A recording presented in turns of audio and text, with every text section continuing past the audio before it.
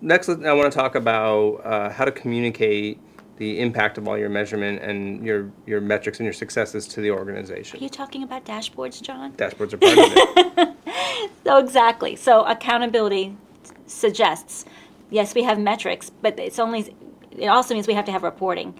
Yep. And as an organization, marketing has a tendency to still do sort of the status report when they show up. Here's the stuff we did. So it's kind of a checklist, and they might use some of the tools, dashboards that come sort of baked in with the product. But when they actually are going forth, it might be a PowerPoint after PowerPoint kind of presentation, and there's probably some numbers on in those presentations. But actually being able to say, here's the needles you want it to move. Here's what you were expecting in terms of progress from marketing. Here's how we're moving the needle, how far we moved it. Yep. And here's what we did that moved it. These things worked. We're going to do more of them next quarter. These things didn't work so well. We're going to go back to the drawing board and see whether or not we should continue to do them. Yep. Or how to make them work better.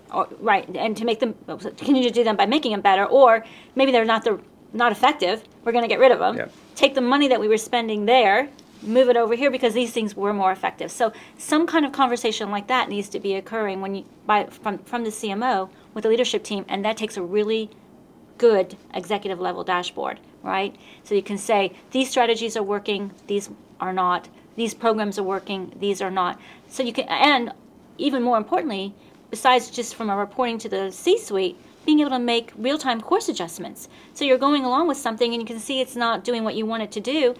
If you have the information in a way that's actionable, because a good dashboard is actionable, then you should say, let's change course or let's adjust today. And that's, I think, really where the point you've made a couple times, though, it's so important to set the goals and what you're trying to achieve up front.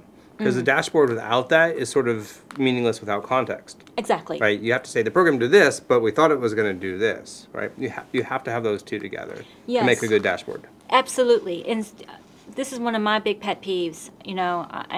Having spent most of my career inside a company, in a marketing or sales role, I had sort of a very strong opinion about programs didn't get executed if they didn't have performance targets. Yep. And performance targets had to be more than an activity type performance, like we're going to do 6 webinars this year, or send the newsletter out 5 times, in the first half of the year, or whatever. Those are not useful in terms of being able to talk about I won't value. sign a PO and I won't bring it to our CFO if it doesn't have a business case in terms of true outcomes.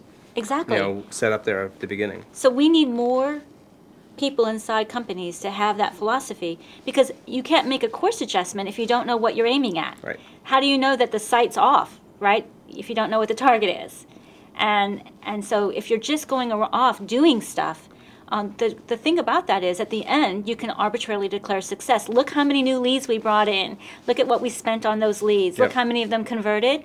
But my question to you is going to be, and what should we have done? Yeah. So is that what you were expected to do? Better than? Less than? Because I have no context to your point. Yeah, I think to wrap up, it's communication. It's really, this is a lot about expectation setting, about communication, about speaking the language, and and then doing all that in the language that the other executives use and speak, because that's ultimately what I think they care about, and it's been something that's really been hard for marketers.